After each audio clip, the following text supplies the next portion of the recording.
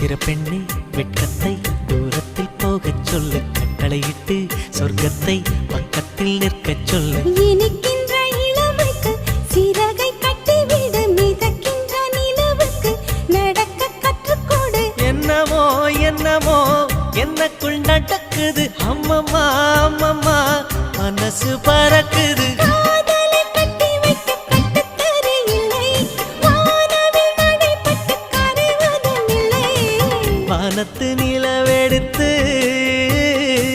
வாசலில் வைக்கட்டும்.